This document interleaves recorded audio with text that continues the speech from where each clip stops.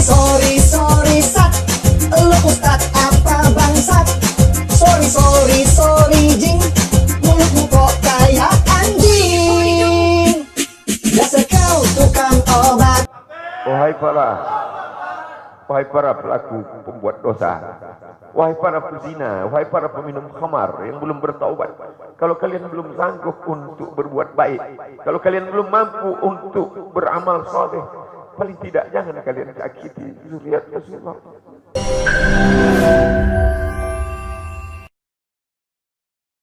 Jangan lupa subscribe, like, and share.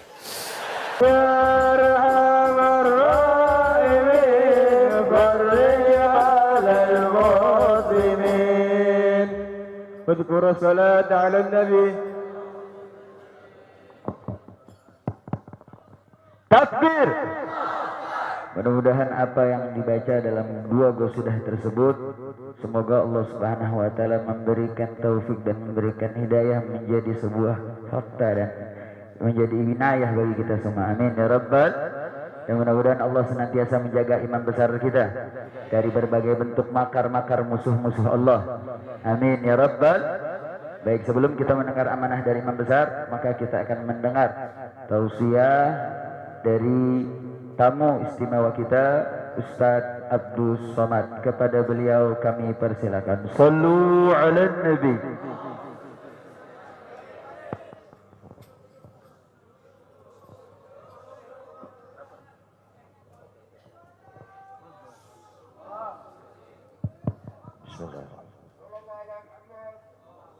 Assalamualaikum warahmatullahi wabarakatuh.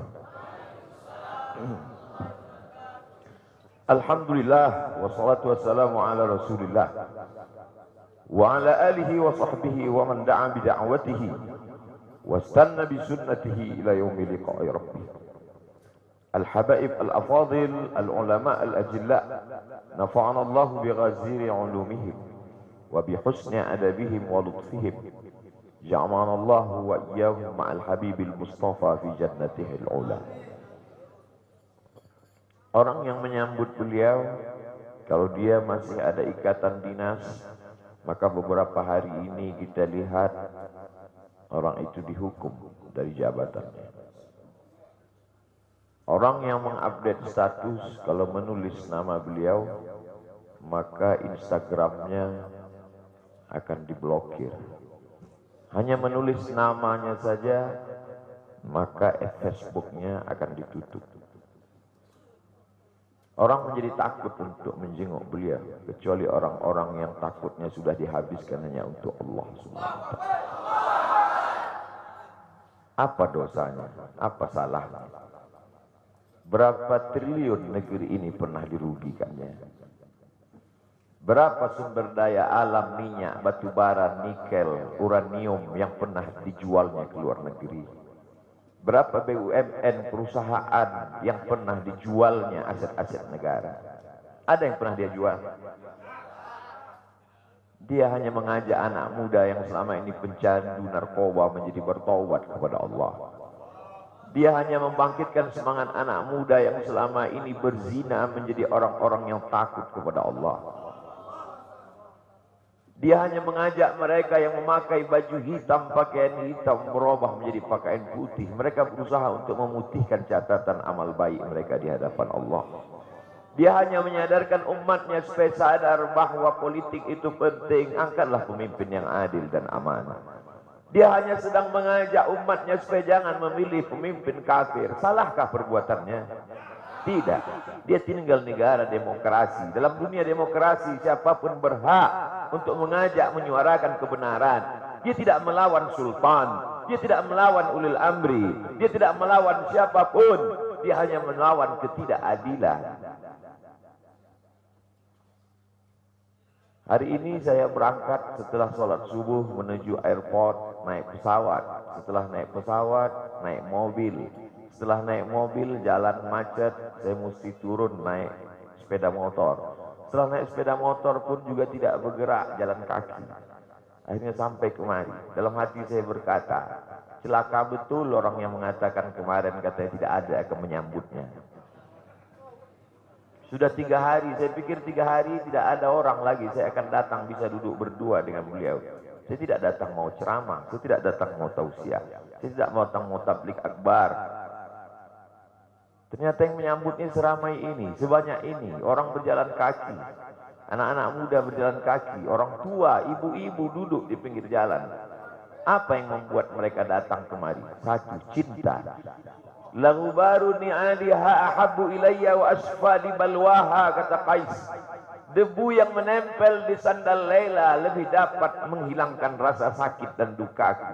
Hanya cinta kepada Laila, apalagi cinta kepada zuriat Nabi Muhammad sallallahu alaihi wasallam.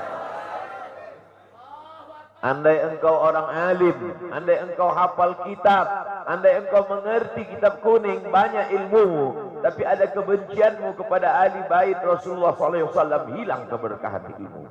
Andai engkau punya derajat seperti seorang wali, andai engkau diangkat Allah sebagai wali, maka jatuh derajat kewalianmu hanya karena kebencianmu kepada ahli bait. Apa kata Kiai Haji Maimun Zubair?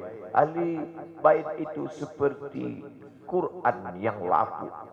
Andai ada ahli bait itu yang nakal, yang jahat sekalipun, dia tetaplah seperti Quran yang lapuk. Quran yang buruk, andai titiknya sudah tidak ada lagi, tak akan mungkin kau akan buang. Kau tetap juga akan jaga dia, kau akan cium dia. Kenapa? La yamassuhu illal mutahharun. Allah yang mensucikan. Seorang sahabat Nabi disuruh membuang air bekas daripada bekam Rasulullah SAW. Buanglah ini, kata Rasulullah. Lalu kemudian beliau pergi ke belakang. Setelah itu dia datang lagi menghadap Rasulullah SAW. Rasul tahu apa yang dia lakukan, karena Nabi dapat wahyu, Nabi terbuka hijab. Tapi Nabi ingin bertanya kepada dia. Bukan Nabi tidak tahu, Nabi tahu, diberikan Allah pemberitahuan. Nabi ingin memberitahu siapa yang tidak tahu. Kemana darah bekam tadi kau buat, kata Nabi. Ku minum ya Rasulullah. Mengapa engkau minum? Karena aku tahu bahwa darah yang mengalir dalam diriku membuat aku haram tersentuh api neraka. Mengalir darah itu dari dia kepada Sayyidatuna Fatimah, dari Fatimah kepada Sayyidina Al-Hasan, dari Sayyidina Al-Hasan ada juga kepada Sayyidina Al-Husain, dari Sayyidina Al-Husain kepada Sayyidina Ali Zainal Abidin, dari Zainal Abidin kepada Sayyidina Muhammad Al-Baqir, dari Sayyidina Muhammad Al-Baqir mengalir darah itu kepada Sayyidina Ja'far Sadiq, dari Ja'far Sadiq mengalir kepada Sayyidina Ali Al-Uraidi, dari Ali Al-Uraidi mengalir darah itu kepada Sayyidina Muhammad An-Naqib, dari Muhammad An-Naqib mengalir darah itu kepada Sayyidina Isa sampai kepada Sayyidina Ahmad bin Isa Al-Muhajir. Lalu kemudian darah itu mengalir kepada Imam As-Saggaf, Al-Idrus, Al-Haddad, Al-Abbas, dan salah satunya adalah bin Syihab, dan salah satu dari zuriat bin Syihab itu adalah Sayyidi Al-Imam Al-Akbar Al-Habib Muhammad Rizik Syihab.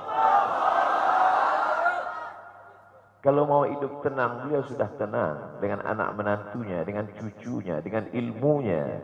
Beliau meraih gelar LC dari Universitas Imam Muhammad Ibn Saud. Dia cukup dengan majlis-majlis maulidnya, cukup. Mengapa dia bersusah payah? Mengapa dia mesti kena fitnah? Dia hanya mengikut darah Sayyidina Al-Husain. Kalau mengikut Sayyidina Al-Hasan lembut, mengikut Sayyidina Al-Hasan lembut sentuhannya. Maka para ahli bait ini mengikut dua aliran, Sayyidina Al-Hasan dan Sayyidina Al-Husain. Kedua-duanya saya cintai. Habaib yang mengikut Sayyidina Al-Hasan, saya datang, saya cium tangan mereka, saya bersilaturahim, lembut gaya mereka. Tapi mereka semua mengajak untuk mencintai Sayyidina wa Maulana Muhammad sallallahu alaihi wasallam. Tapi ada yang seperti Sayyidina Al-Husain, menggelegar suaranya, dia hunuskan pedangnya untuk musuh-musuh Allah. Keduanya adalah sama-sama diridhai Allah. Innal Hasan wal Husain sayyida syababi ahli jannah. Yang mencintai Sayyidina Al-Hasan, mencintai Sayyidina Al-Husain, yang mencintai zuriat mereka, keturunan mereka, maka dengan cinta itu bekal kita menghadap Rasulullah sallallahu alaihi wasallam. Andai aku dihadapkan nanti menghadap Allah, tahajudku tak sebanyak Imam Ahmad bin Hanbal, 300 raka'ah fil yaumi wal lailah, 300 rakaat sehari semalam. Andai aku dihadapkan kepada Rasulullah sallallahu alaihi wasallam, maka jihadku tidak sebanyak Sayyidina Khalid ibn Walid. Setiap jengkal kulitnya, setiap tetes darahnya tak lepas daripada tebasan tombak, anak panah dan pedang. Andai aku dihadapkan kepada Sayyidina wa Maulana Muhammad sallallahu alaihi wasallam, amalku tak sebanyak Abdurrahman ibn Auf. Lalu apa bekalmu, hai Abdul Somad? Adakah ceramah-ceramahmu itu bisa kau jadikan bekal menghadap Allah? Tidak. Sebagiannya sudah diambil oleh tatapan mataku melihat berapa subscriber, follower dan viewer. Abdul Somad mungkin habis amalnya sudah ria. Satu-satunya yang akan kujadikan bekal menghadap Rasulullah hanyalah aku pernah mencintai keturunanmu. Aku pernah mencintaimu zuriat.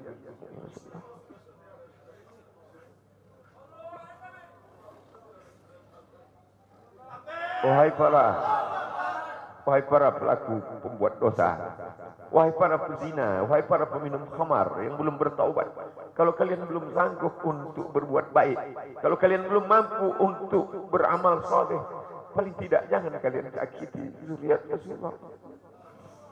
Jangan kalian keluarkan kata-kata, jangan keluarkan kata-kata fitnah. Bagaimana kalian akan menghadap Rasulullah? Bagaimana kalian akan menghadap Rasulullah?